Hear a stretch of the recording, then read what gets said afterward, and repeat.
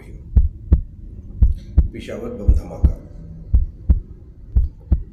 ये बाल जो सफ़ेद हुए, ये सुनते सुनते ही सफ़ेद हुए कि जी दहशतगर्दों से आहनी हाथों से निपटा जाएगा। अब तो लोहार भी आपका अपना है। बात यहाँ से ख़त्म करके आगे लेके जाते हैं कि वाक़या अफसोसनाक है, लेकिन क्यों हो रहा है? क्यों मखसूस अफराद ही इसका निशाना बन रहे हैं? स्पेसिफिक टारगेट्स हैं, APS वाक़या या ये या और जो वाक़यात हो रहे हैं, लोग मखसूस हैं, टारगेट भी मखसूस को ही किया जा रहा है। मस्जिद के अंदर का वाक़ये का मतलब ये है कि जो हमलावर है वो मुसलमान नहीं है। बहैसियत मुसलमान हम जानते हैं कि एक मुसलमान के हाथ से दूसरे मुसलमान को महफूज रहना चाहिए। एक मुसलमान का खून हराम है। ऐसे तो कत्ल का जो अमल है ना, जो हमने पढ़ा कि जी आप एक इंसान को हलाक करेंगे तो आप सारी इंसानियत को हलाक करेंगे। फिर यहाँ तो मुसलमान भी आ गई बात। तो क्या हमारी जो तालीम वो अलग थी, उन्होंने जो तालीम हासिल की वो अलग? हालांकि तालीम तो उन्होंने भी उन्हीं जगहों से हासिल की। तो सिलेबस कुछ चेंज है। जो हम पढ़ रहे हैं या जो हमें पढ़ाया जा रहा है वो अलग है, जो उन्हें पढ़ाया जा रहा है वो अलग है। सवालात तो बहुत सारे हैं।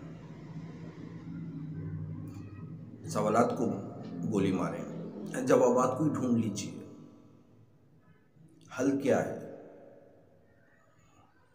आगे आप कैसे यकीन दिलाएंगे कि कोई दूसरा बच्चा यतीम नहीं होगा इन हमलों की वजह से? कोई है ऐसा आपके पास सॉल्यूशन?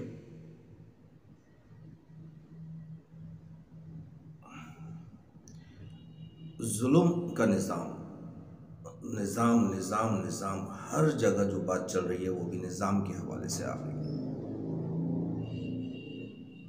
हम बचपने से सुनते आ रहे हैं, चेहरे नहीं निज़ाम को बदलो, चेहरे नहीं निज़ाम को बदलो। तो कब वो निज़ाम तब्दील होगा?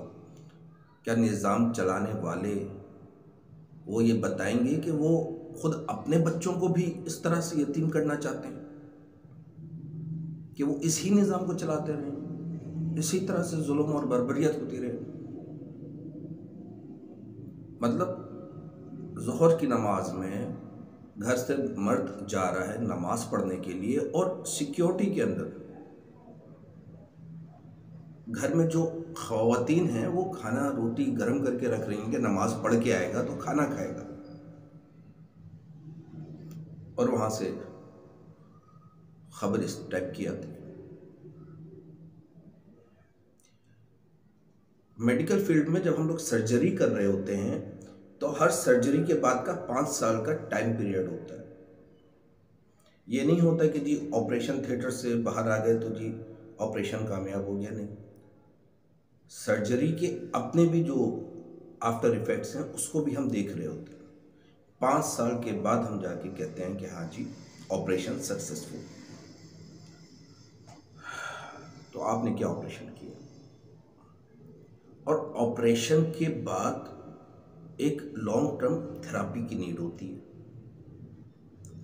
जैसे कैंसर के केसेस के अंदर देख लें आप कि आप ऑपरेट करते हैं, उस पूरे ऑर्गन को जो इफेक्टेड हुआ होता है रिमूव करने के साथ साथ कुछ नॉर्मल टिश्यूज़ को भी निकाला जाता है और फिर लेज़र थेरापी की जाती है।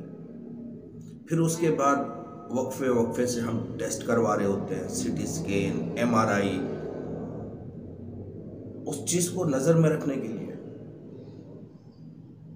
कि जी कैंसर कहीं दोबारा से ना फैल जाए।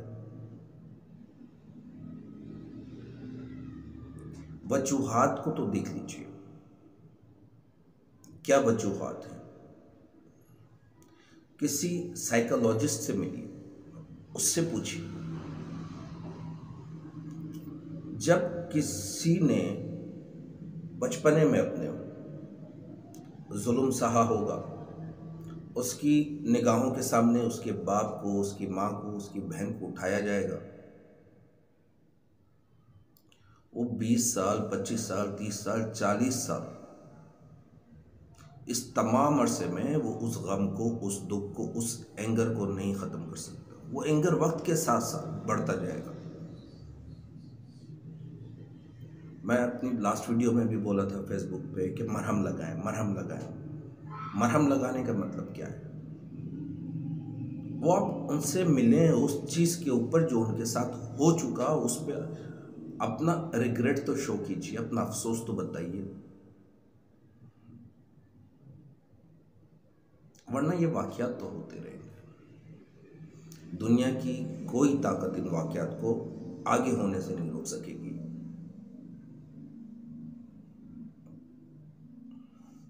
अल्लाह मेरे और आपके, हम सब के हाल पर रहम फरमाए।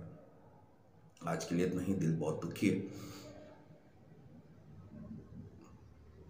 अल्फाज नहीं है। बस ख्याल कीजिए